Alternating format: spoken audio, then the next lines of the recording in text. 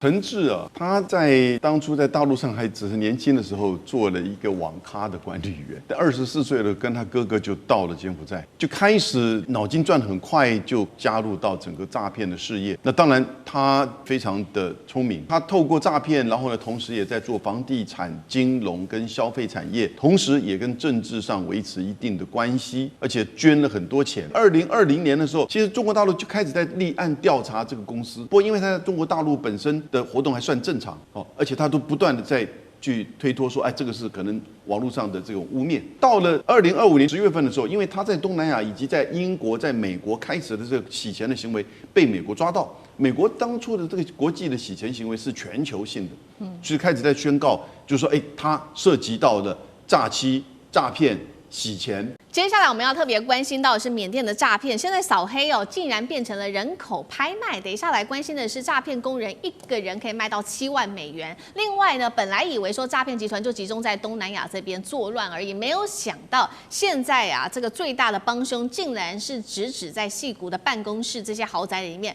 包括了Meta 跟新链都有在帮忙，甚至获取许多的获利是来自于这一些诈骗集团哦。另外，我们今天也会关心的是，柬埔寨太子集团现在横扫亚洲，它的势力已经越来越庞大，已经治不住了。今天都会一起的来做关心。好，我们上次聊到了这个缅甸军方不是突袭 KK 园区吗？结果数千人就逃到了不同的地方去四散，但是呢，这些人很多当中并没有因此获救。最新消息，他们被这些武装势力再利用。军方的这一些地方的军阀看准了机会，把这些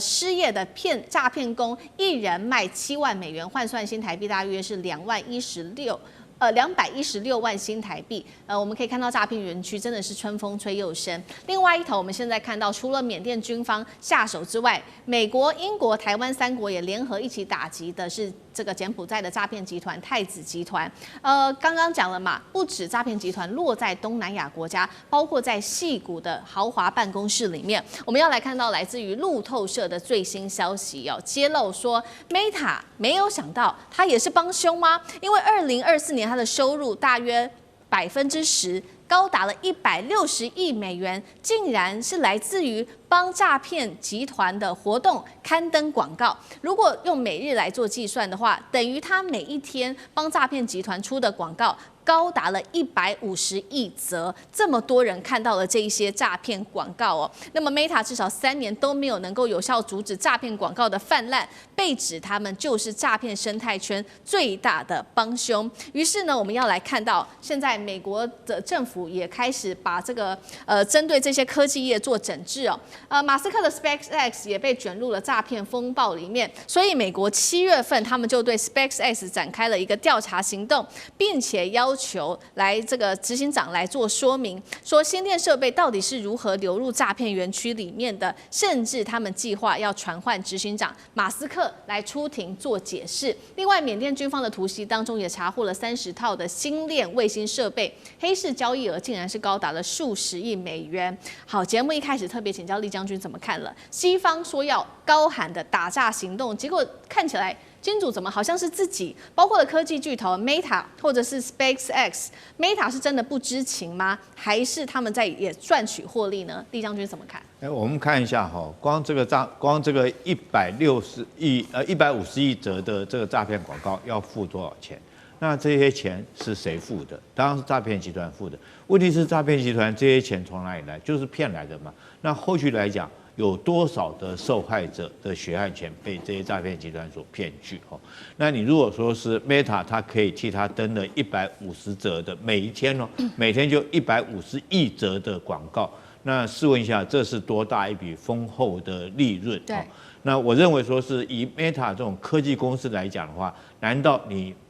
完全说是你不知情？我是绝对不相信的。由于现在来讲，很多 AI 技术可以比对嘛譬如说，如果说是你在这个脸书上面发布一则比较不堪的，或者是说有违反伦理的、有违反这个人道的这个讯息来讲的话，他立刻就把你停权了这我们都很清楚的一件事情，甚至于跟政治有关的，他也可以停权。那你怎么可能一天150亿则你完全不知道？所以我觉得 Meta 绝对是帮凶之一，那绝对是脱不了关系。那你说马斯克，你这个星链，你底下利用你的网络太空网络链接，难道你会不知道吗？如果说是这个诈骗集团，它所谓能够诈骗，就是不断的利用网络或利用讯息来欺骗你。那最根本之道就是将你网络断掉嘛。结果反而马斯克你去提供这种太空网络，去年来讲的话，因为打诈大概地面网络那时候泰国答应把它断掉，但是大家就推测这个诈骗集团会不会用这个 SpaceX 的星链的网络来用？那果不如其然这个马斯克居然提供这些诈骗这些网络。但是我特别要强调这次来讲的话，我认为说是缅甸这一次说是攻入所谓的这种 KK 园区，事实上也是做样子啦。因为攻入 KK 园区的是谁，你知道吗？就是索奇都，他们边防司令。那他的老婆就是这个诈骗园区的这种总经理 CEO。你说是真的还假的？我觉得只是做样子给世人看。所以如果说真的要彻底打诈，我觉得要从源头开始。第一个就是你网络一定要彻底给它断掉。第二个，你泰国那边的电力是不是还提供？因为这些电力公司为了卖电，为了赚钱，也在卖电给这些 KK 园区的集团。第三个，你银行的这种相关的链路你也要断掉。如果没有银行的相关洗钱的管道来讲的话，我想诈骗集团会更不容易有诈骗的机会。所以以上种种，我觉得整个诈骗集团牵涉到的是人性牵涉到大家都想要借这个机会来赚钱、来发财，但是忽略了所谓人最起码要有一点的这种道德感。那所诈骗的钱都是基层民众穷苦人家的钱。对，好，将军帮我们特别提到了，所以要从源头做打击，不管是从电力、从网络跟银行的资产。那刚刚提到了嘛 ，Meta，看起来就不是无辜的。那 SpaceX 呢？美国的另外一个很重要的公司是无辜的吗？张将军又怎么看？我认为这些诈骗集团想要去杜绝、去禁止，我认为效果会非常有限，因为几个因素，这些诈骗集团呢，它也会做阵地转移啊，它也会化整为零啊，它也可以借壳上市啊，它可以变的地方多，一个移花接木，谁又知道诈骗集团？诈骗集团比真的更像是真的嘞，哪会说我是诈骗集团？所以很多的非常聪明的人、有智慧的人，一样被诈骗集团骗。所以我是认为，今天就算 SpaceX 把 KK 园区给禁掉了，它可以转移阵地打带跑，那明天就换另外一个阵地，用个地方去了。它不见得一定要在缅甸 KK 园区啊。他们可厉害的，他们聪明得很啊，骗这个跟那个 IQ 再高的人也容易被诈骗集团骗。为什么？因为人有贪念，看到他一看到，哎呦，这个好像是有机会的哦，他丢个诱饵出来给你，哎呦，你马上贪念之后贪心大动，就上当了。所以我认为不是 SpaceX 要不要去能够完全禁止，没有办法，他可以透过其他，他可以冒名啊，用伪冒的方式啊，直接改个名就转个弯就是了。结果变成好像就变成改头换面、移花接木就成功了，好像又变成另外一番景象了。所以我认为这个诈骗集团呢，绝对层出不穷，他们比很聪明的很，然后再改编又另外一种方式又借壳上市了，那感觉到好像又是另外一番局面，然后很容易他就知道人的贪念就来了，对不对？以一种我们讲虚拟货币也好，对不对？拿着虚拟货币大家就被骗了啊，就虚拟货币，然后叫他的投资一本万利了。都被骗，所以我认为诈骗集团是没有办法禁绝的，他们会这个道高一尺，魔高一丈，没有办法拒绝，而且呢，他们的生存的空间是我认为是越来越广，因为 AI 会不会帮忙诈骗 ，AI 也会被诈骗集团利用了，那 AI 的脑袋是比人类的脑袋要来的聪明。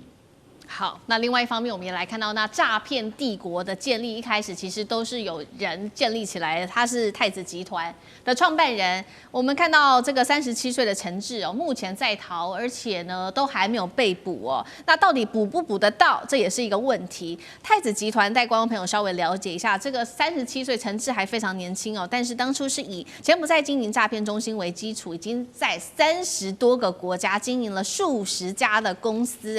看起来好像是发展房地产跟金融，但是暗中早就已经发展成亚洲最大跨国犯罪组织。台湾、香港都有利用房地产来洗钱，最近更在韩国以假名金斯曼集团洗钱金额达到1.5亿美元，好像没有人治得了他。杨老师怎么看？陈志他在当初在大陆上还只是年轻的时候做了一个网咖的管理员。但24岁了，跟他哥哥就到了柬埔寨，就开始脑筋转得很快，就加入到整个诈骗的事业。那当然，他这个非常的聪明，也就是说，他透过诈骗，然后呢，同时也在做房地产、金融跟消费产业，同时也跟政治上维持一定的关系，而且捐了很多钱。那中国大陆呢，也做类似的这些活动。那在国际上，他甚至不只是在大陆获得2021年的第10届中国财经峰会的企业社会责任典范奖，在2021年也获得了就是整个柬埔寨的房地产大奖的最佳奖，在2021年也获得了亚洲企业社会责任奖，在2022年他还获得了国际的史蒂夫商业大赛的评选，连续2年获得年度企业家。你这些摆出来，在所有的投资或者是相关的这个产业上，有谁会去质疑他？来自于中国大陆，来自于柬埔寨，来自于东南亚，来自于国际上，也就是它规模大到大家已经没有办法去分辨说它到底这个是怎么来的，因为很简单，2015年创立的，到现在短短10年。2015年到2021年获得这些奖项的2022年也才5、6年，怎么可能一个公司5、6年来得到这样子？大家一定在猜测，他后面可能是柬埔寨政府在，就是说出资，或者是透过他作为代理。我这是一个猜测了，我看到媒体上有这个写，但会不会有这种可能性？还是说是整个当初就是说这些诈骗集团里面的这个所谓的台面上的代表，然后呢，透过这些房地产投资、金融、超跑、绘画、艺术，开始在进行洗钱。他拥有的比特币超过140亿美元，那真的是10年呢。我在想，我10年前做什么？但现在我们就没有那种智慧。但是这种东西被戳破，因为2020年的时候，其实中国大陆就开始在立案调查这个公司。不过，因为它在中国大陆本身的活动还算正常。而且他都不断的在去推脱说，这个是可能网络上的这种污蔑。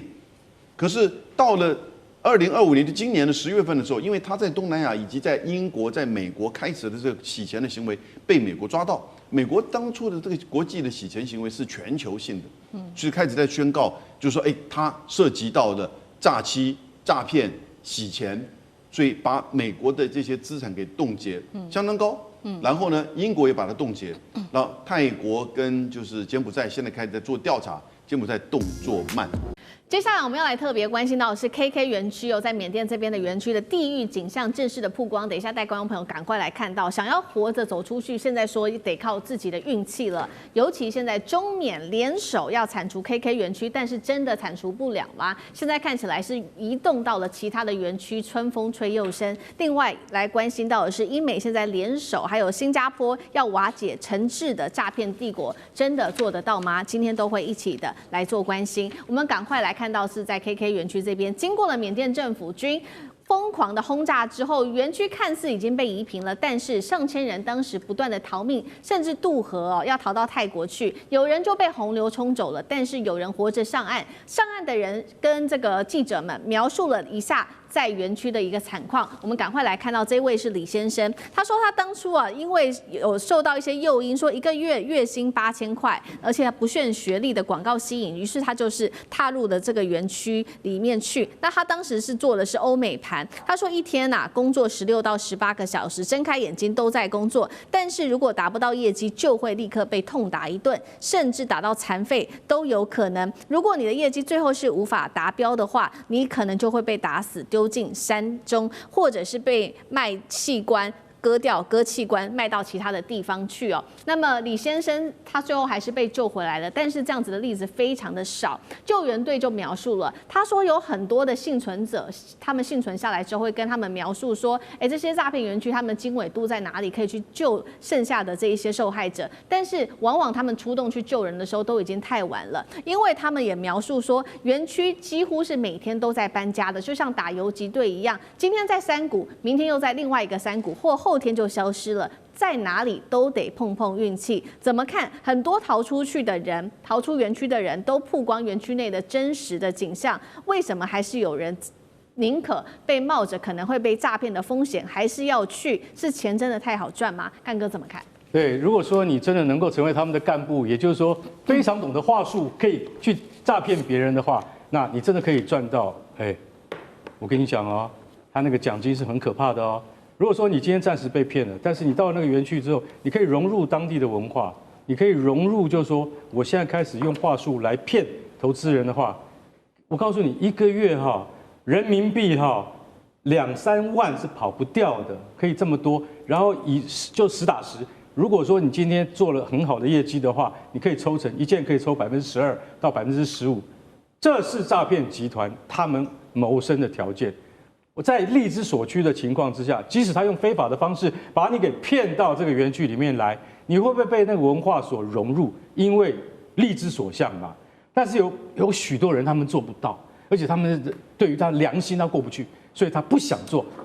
做就是毒打一番。除了电击之外，你可能还可以做水牢，有各种方法可以对付你。其实平均一天上工的时间是16个小时，也就是除了吃饭睡觉的话，你都要在键盘前面不断的打键盘，不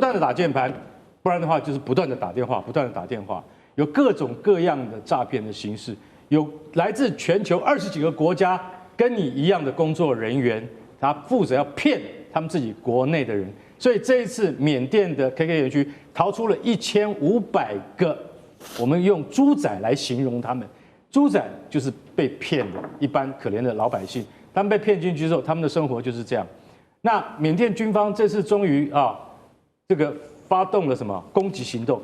炸毁了很多 KK 园区的一些大楼跟设施。可是大家要知道，这些大楼跟设施里面已经没有人了，而且故意选在靠过泰国边境不到500公尺的地方做给你看。为什么？因为碎片会打到泰国的边境，打到人家泰国的电线杆上。代表说我们真的有在做事情，真的是这样吗？如果真的是这样子的话，为什么诈骗从来没有少过？大家不要忘记，你在上海、你在广州、你在台北接到的诈骗电话都是从这边来的，因为他都是华人打给你的。以前用大陆口音骗不了台湾人，现在用台湾人的口音来直接骗台湾人。以前用台湾人骗大陆口音骗不来，现在用大陆口音来骗大陆人。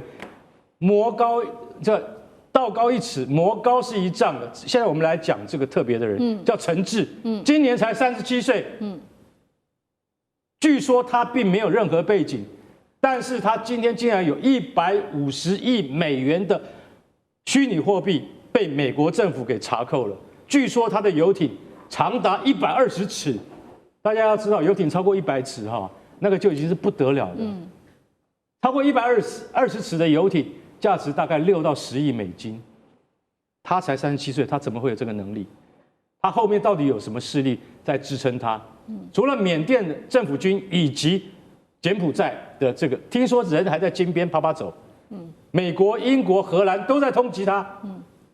他掌握80%以上 KK 园区以及柬埔寨的诈骗事业，这个人已经变成诈骗之王了，抓不到他。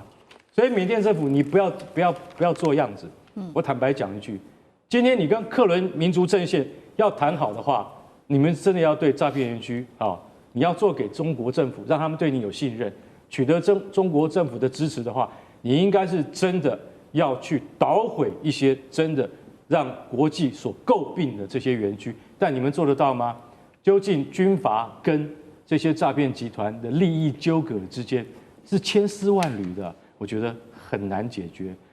今后可能大家真的一般的老百姓，不管你在对岸或者在台湾，都要自求多福。遇到诈骗电话的时候，一定要警觉起来，不要再成为那个无辜的受害人了。好，刚刚干哥帮我们特别提到37岁的陈志，补充一下，他是太子集团的创办人。那现在确实欧洲国家已经针对他的资产做冻结，但是这样就能够摧毁这个诈骗帝国吗？等一下请聂老师来持续带我们看。我们持续来看到说，在这一次去打毁这个 KK 园区的重要的后盾，其实是来自于中国大陆，所以呢，缅甸军政府才可以这么的雷厉风行，出动大动作。那这一次，包括我们看画面上出动了无人机，还有这些机动的滑翔翼等新型武器，都是因为有大陆在背后做支援。那短短几天内，2000多人逃往泰国，但是现在又要问了，逃到其他国家去的这一些人，会不会又在成立这个诈骗园区？尤其是往辽国、往泰国、往金三角这边又在重申？难道这个毁灭的行动只是在作秀吗？做给大陆看而已，真的能够彻底摧毁诈骗集团吗？上志哥怎么看？这次轰炸，我们都知道，其实过去都在抓捕，轰炸非同小可啊。中国大陆什么角色呢？你觉得不需要北斗卫星吗？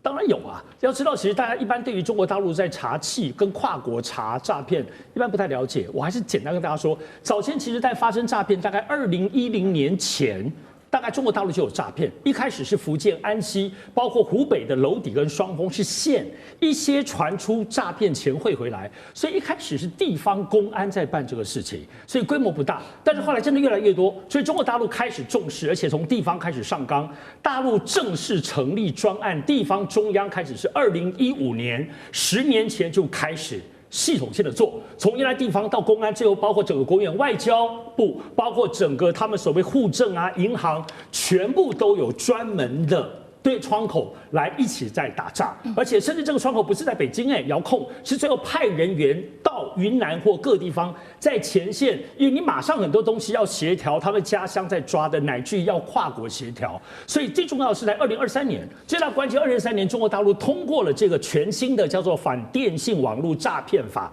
全新的法，这个法是针对诈骗而来的，所以这里头为什么可以判处死刑？今年在9月底10月初的时候呢，就在缅甸的名家这一整个家族诈骗全部抓起来，夯不啷当，5个人，包括大姐姐，那个老姐姐被判死刑，11个人无期徒刑，有一大堆20几个人，最高判了24年的有期徒刑，就是因为有这个法。所以现在，如果说你在台湾的人，你在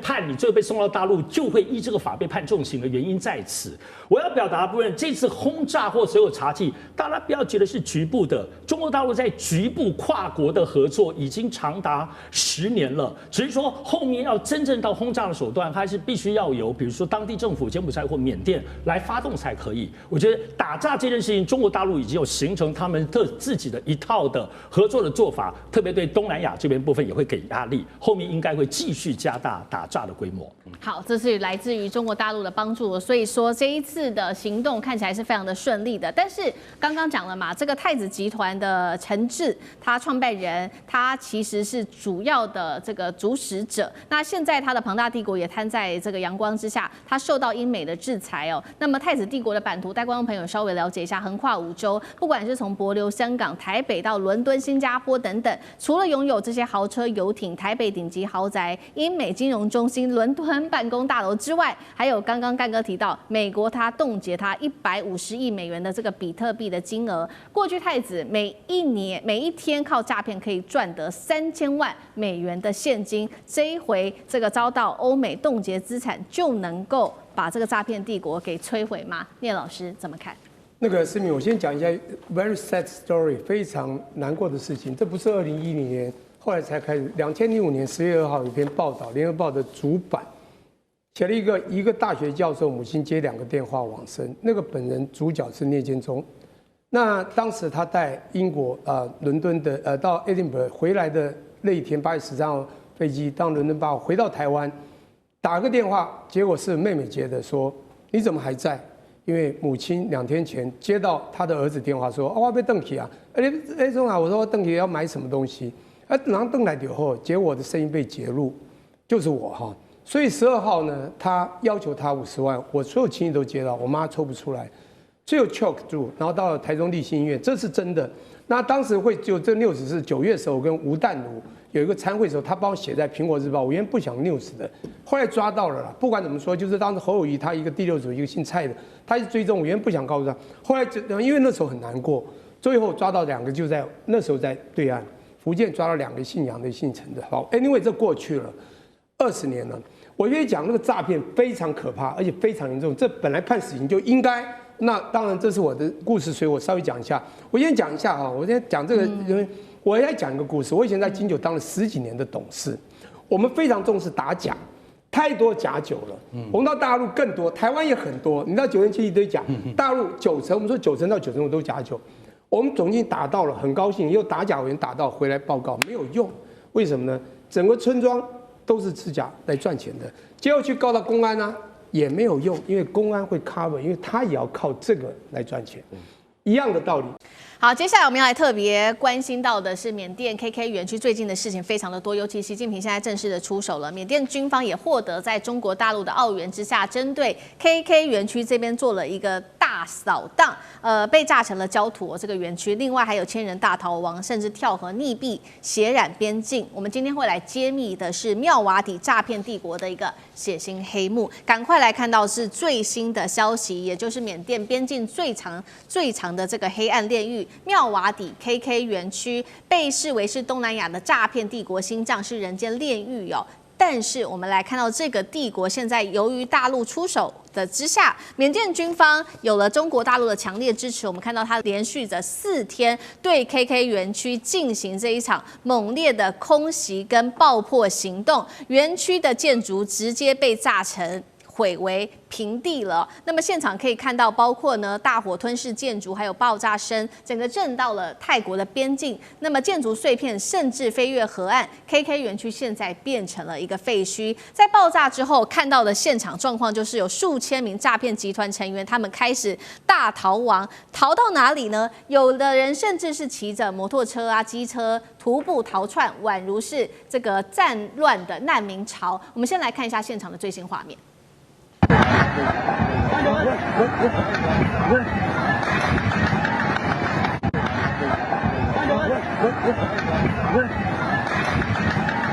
好，这个逃亡潮是在缅甸的军政府在做炸破之后发生的事情。那也有人是直接逃命跳进这个边界的河，叫做莫伊河，却再也没有上岸。就在这个莫伊河，上千人跳河哦，造成了溺毙失踪，更是血流成河。泰国这边做了一个正式的统计，在这一次的逃亡当中，有400多人是印度人，另外还有菲律宾跟中国人都被抓到了。干哥怎么看？为什么缅甸军方这一次突然间开战式的清剿？到底现场状况有多危急？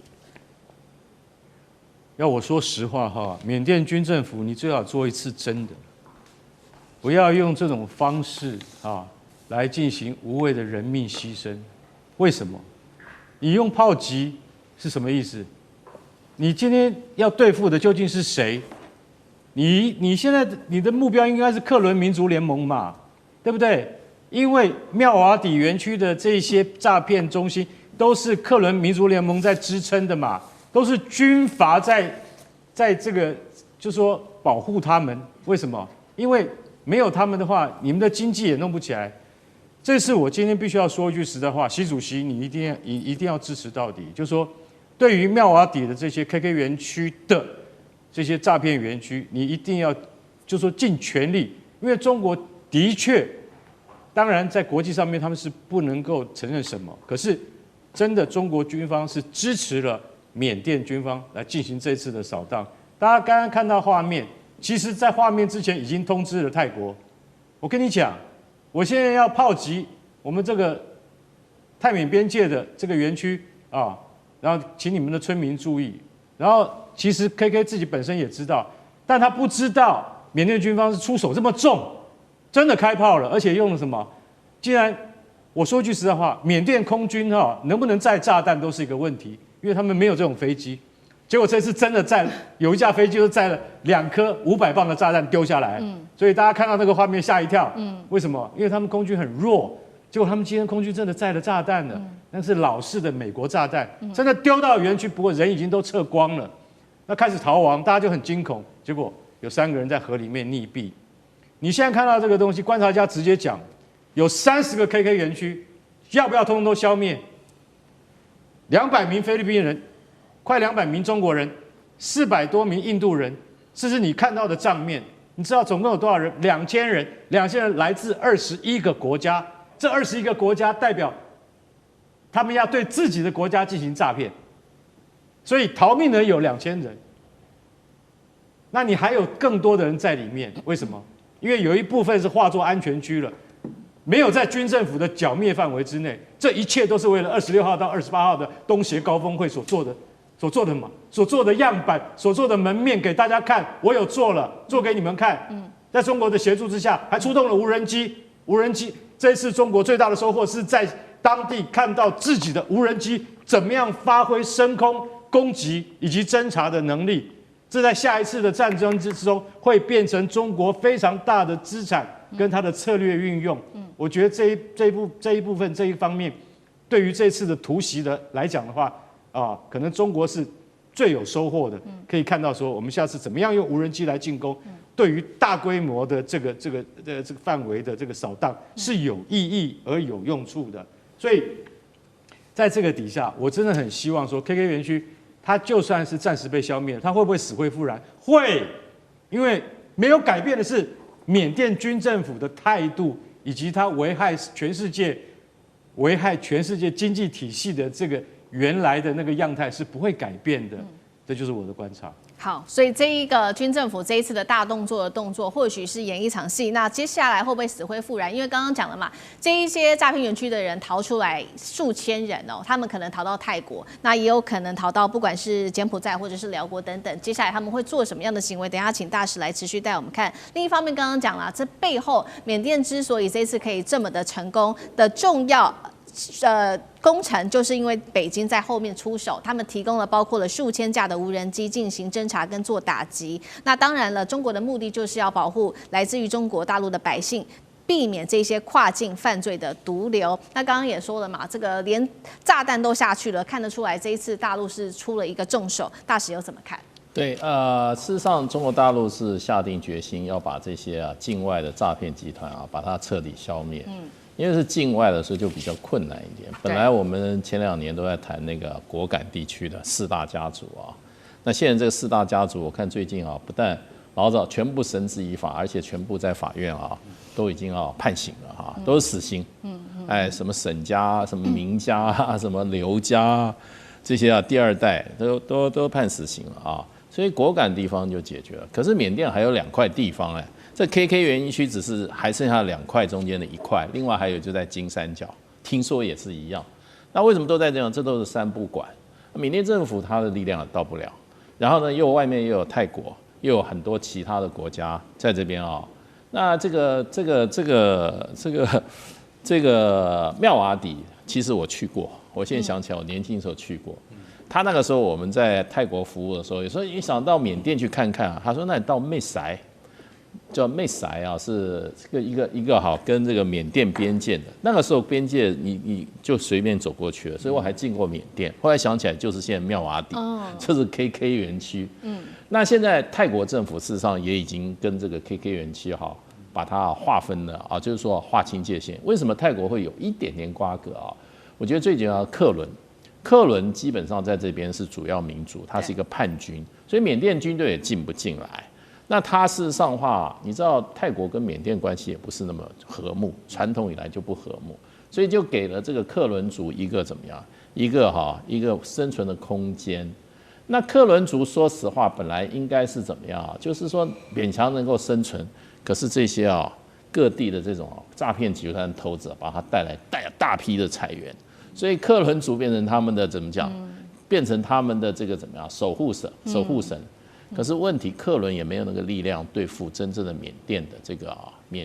政府军，所以呢，克伦可能某种程度也去找缅甸政府军做后台，所以这一个东西能够诈骗集团能够在缅甸这样，你可以说它也是一种某种程度国营企业的一种分支那就变成就跟英国人以前不是也干这种事，英国人以前种鸦片对不对？跟这些国际到全世界贩毒国家干这种坏事的英国人就是所以这个历史上他也洗不清的。那你现在缅甸军方要凑点钱，那这些人日进斗金，大家都有钱。不过我觉得就是在中国大陆强大的压力下，缅甸政府也不得不采取一些行动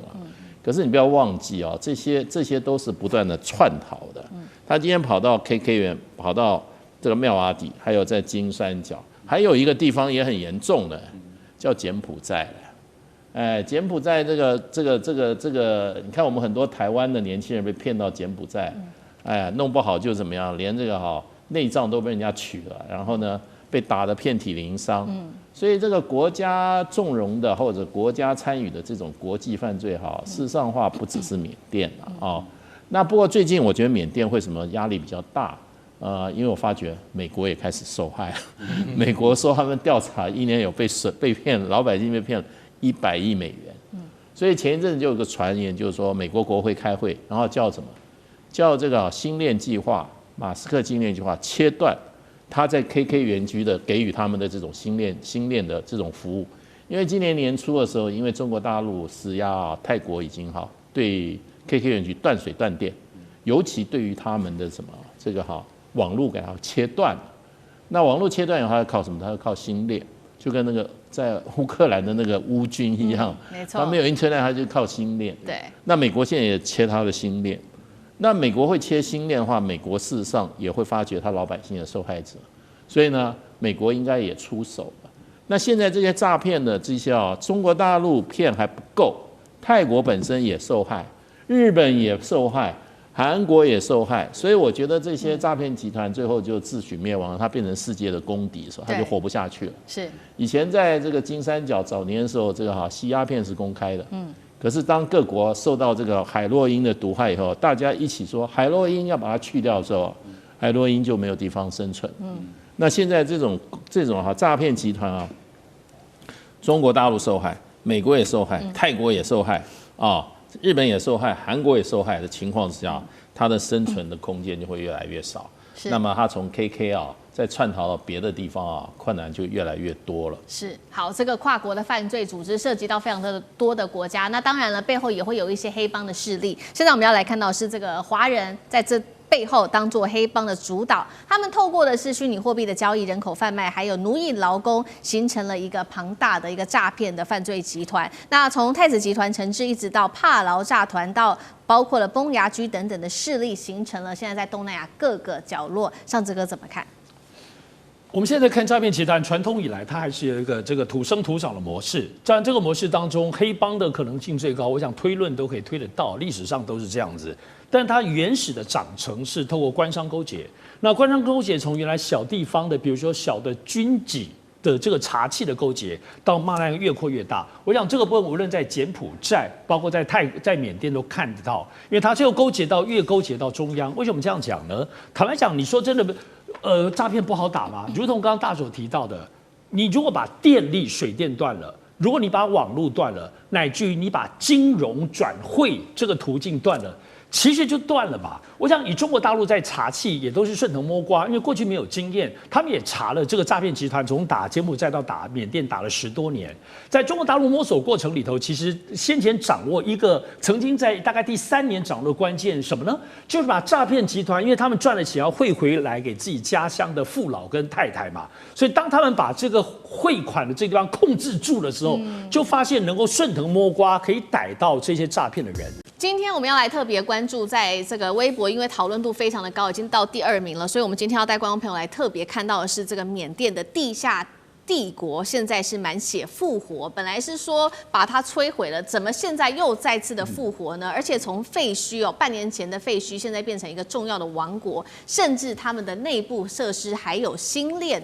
那是有什么样子的黑金在撑腰吗？变成了现在亚洲最大的地下国度再度崛起。怎么回事？等一下一起的来做关心。它这个地点在哪里呢？就是缅甸的 KK 园区。现在整排新的大楼林立，规模更大，而且设施也变得更先进了。今年2月，大家还记得吗？当时不管是中国、泰国、缅甸才出手歼灭了这个园区，短短半年满血复活，这边新增的这个大楼数量达到了数十栋，周边的这个道路交通建设已经变得更为齐全了。重点是它竟然还装上了马斯克的星链在这个里头，大家就在看说，难道马斯克也成为帮凶了吗？赖老师怎么看？这背后是有什么样的势力在帮忙吗？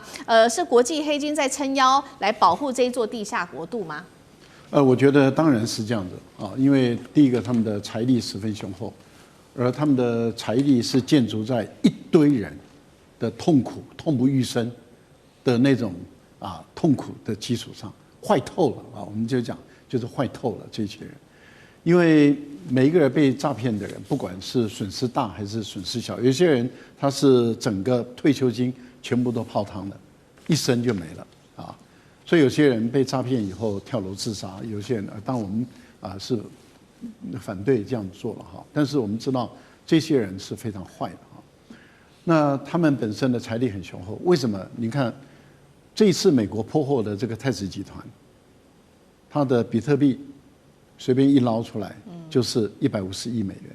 那你可以想想它的财力有多雄厚。所以它专门挑在哪里？挑在边界线上，也就是我们所谓的三不管地带，那也就是泰国跟缅甸、泰国跟柬埔寨、柬埔寨跟泰国，他们专门挑这些边界线上的时候，在这个地方去建立他们的一个园区。可是你想，如果没有地方政府的支持，那请问一下，地方政府难道看不见吗？对，看得见嘛？你随便去问、去看一下，对，然后有没有经过审批啊？然后去看一下它营运什么项目，对，这个一点都不困难的事。但是很明显的就是跟地方政府，还有跟地方的军头，而且一般来讲，这种泰缅边界的地方，尤其是缅甸，他们的地方都是属于，还有泰国，他们都是属于武装人员，政府根本管不到，那武装人员在把持，所以他们跟地方的军阀、跟地方的政府，他们勾连了以后，所以他们的基础设施就能够得到这个政府的供应。然后他们自己本身的财力很够，他们就建立起一套生态系统。这个生态系统建立起来，他们还要建立海外的生态系统。为什么？因为他们要到日本去招工，他们要到韩国、要到台湾、要到很多地方去招工。那招工以后，就是招揽这些人来，还要有一套作业的很绵密的把这些人骗到泰国去。对，他们很大部分都是经过泰国或是柬埔寨的这个管道进去的。是到了泰国了以后，再让他去误谈，以为他到公司去了以后，接着护照就扣住了，人就被用面包车带走了，就直接带到园区里面去。所以有多少的这一些受害者，对，也就是被骗过去的人，然后他们变成一个诈骗犯，然后他们再去诈骗这些人，这个钱的金流要进来。可是不要忘了，在大陆来讲，一破获就是枪毙。美国一破获，刑法就是40年。好，这个黑金产业链现在在全球可以说是逐渐的规模越来越大，而这背后其实呢也有政商之间的一个结合，尤其许多人都是知名鼎鼎的这些，不管是政治人物或者是商业界的人。首先我们要看到的，今天要来看到3位，第一位太子集团控股的创办人陈志，他也是涉嫌这个跟犯罪集团是有关系的，他是在大陆福建出生的，后来被美国跟英国指控他是这个跨国的犯罪集团的首脑，而且呢，他的公司竟然他出入台湾10几次，公司登记在台北知名豪宅和平大院这边呢。那么他曾经被扣押150亿美元的比特币，并且他很会利用他的这个人脉曾经跟柬埔寨前总理洪森来做一个合照，为自己做宣传。另外一位同样也是这个财阀人士他是南韩的南洋乳酪公司的创办人的外孙女同样的，她现在逃到了泰国之后，现居在柬埔寨金边的豪宅，也跟诈骗集团有关系。最后最知名的这位是 Big Bang 的前成员胜利。2024年，他曾经在夜店发文大赞柬埔寨是亚洲最棒的国家，但是他在发文的影片当中看到他有在喝的这个太子啤酒的文字被露出来，也质疑是不是跟诈骗集团有所往来是有关系的。其实现在韩国的南韩政府尤其特别的紧张，李在明已经亲自下令要来好好的处理这个诈骗的问题，并且把柬埔寨列为是第4级的旅游警戒区。原因就是因为现在破获南韩在柬埔寨已经有接获550起的绑架跟拘禁案件，到现在80人仍然是下落不明的。南韩国安顾问也说了，现在在柬埔寨从事诈骗的20万人当中，南韩人竟然有1000多名。厉将军怎么看这个跨国的犯罪？我觉得今年2月我们谈论到妙瓦底这个地方打诈的过程之中，感觉上面好像这是打诈不但没有将诈骗，就像癌细胞一样你没有将它割除，反而它扩散出去了现在扩散到全世界。原来受害的国家大概只有中国，还有东南亚这边，现在连韩国也进来了哈。就像你讲的，陈志这个人几岁了？他才37岁，那他居然有多个国家的国籍。那除了说是这次哈，他反而是被美国这个财政部这个诈骗这个洗钱中心查获到，不然连我们台湾都不知道，连中国大陆都不知道，陈志这个人居然这么这个神通广大有这么高的财富。他除了说是光被查扣的比特币就150亿之外，另外他在英国也有多少豪宅呢？他英国来讲的话，他豪宅有1亿3000万英镑的房地产呢，然后他自己住的房子是1200万英镑。他怎么讲呢？他说我们那边诈骗集团一天，你知道他一天可以骗多少钱？3000万美金，一天可以骗3000万美金。你想想看，这诈骗集团有多嚣张？那我今天看到就是这几个这个当初缅甸这4大家族被抓了以后，在中国接受审判以后，他们招供出来，那真的是令人发指。你知道他们居然干什么事情吗？他为了说是底下那个小弟，为了表示对这个组织的效忠他居然做了什么杀人祭天，就随便抓一个陌生人来，然后表示他有这个胆识，他就把人直接杀掉，杀掉以后来表示他忠心。像这种事情，在这个 KK 园区诈骗集团里面可以层出不穷。那现在来讲，这个癌细胞已经扩散到韩国，我们看到包括韩国的这种这个南洋乳业公司的外孙女这个也加入其中包括他们的这个。B Bank 的成员胜利也加其中。那韩国自己也讲有1000个南韩人在这个地方从事诈骗，这个受害的已经有20万人，包括到各国全球包括韩国自己本身都受害。那目前来讲的话，在韩国来讲，他在诈骗集团现在还有80个人行踪未明，走失的人是不见的那我们今年2月份来讲的话，我觉得这个东西后面的水真的是很深。对，因为那时候贝东塔到中国他答应说实施扫毒，实施这个打诈，那时候提了很多方法出来嘛。我们回想一下，那时候第一个断网，第二个断电，第三个断金流就我们发现都没有做到。你说断网没有断了，他现在这个用星链系统连接上网络，用网络来诈骗。第二个来讲的话，断电好像也没有断电，是不是用别的方式？他又从别的地方买电进来。第三个断金流，我们看到，如果说不是美国这个他们财政部查到这个金流有问题、洗钱有问题来讲的话，还没有抓到陈志这个人，那是不是泰国跟缅甸这些国家都要负起很大责任？尤其让人家感觉上不可思议的，陈志居然可以跟这个洪马奈跟他们在一起合照，那你不得不联想到，他们整个来讲的话，已经是这个政府跟这些诈骗集团已经整个勾结在一起。那这种盘根错节的关系，我觉得不是短时间可以扫得清的。是好，现在已经扩散到全世界连泰国都被拉进来。李在明现在也祭出各种措施要来打诈。那其实呢，包括中国大陆在内，早就已经看不下去了。中国大陆这次则是出重手，一举呢，在这个缅北的地方呢来做这个扫荡。那现在根据了解，已经逮捕了5.7万名的中国籍嫌犯，连果敢4大家族，他也要一举的大力整肃，不是被提起公诉，就是判死刑。包括了这个名家、魏家，还有刚刚厉将军帮我们提到杀人祭天的，其实就是这个魏家，都一起被大陆列入了整治当中。那接下来确定的事情是，这4大家族也会全部的消失，因为现在相关案件已经进入了审判期当中。大陆为什么能把这个4大家族果敢一举打尽？靠的是什么能力？是情报战、军事压力吗？还是在外交上面的强势？委员怎么看？我们先来说一下中国大陆电信诈骗的损失金额很吓人，然后受害人数也很多，可是它占 GDP 的比重却不大。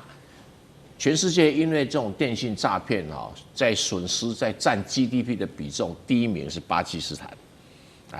，4.2%，第二名是非洲的肯亚，第3名非洲的南非，第4名就是 United States of America， 所以你看美国财政部这么积极在这弄而且大部分诈骗美国人都讲英语，都是印度人然后再来是巴西，再来是法国，你看那中国刚好排在后面，但因为中国人口多，所以数量会比较大，但比重相对也比较小。但是中国政府是这么积极在打诈，但是他为什么能够去把这几个名家这已经是很恶劣的黑道集团的头，不是小诈骗集团。第一个，他对缅甸政府、泰国啊，这个柬埔寨政府有比较大的影响力。我们不客气讲就是这3个国家的政府啊，官员贪污，他们就在包庇这一些诈骗集团。那诈骗集团你要防止盖这样子，如果没有警察，还有他们的有权有势的人包庇，他怎么可能生存？不可能生存。所以这是第一个。那因为还好，中国对这3个国家有比较大的影响力，说这一部分把人交出来，他就交出来了可是跟中国无关的，还是在营运或者是中国没有指明，就比如陈志，中国不知道，就没有指明要人还跑到台湾和平大院在做上班。和平大院在哪里？台北市和平东路1段101号，大安区，就在师范大学的斜对面。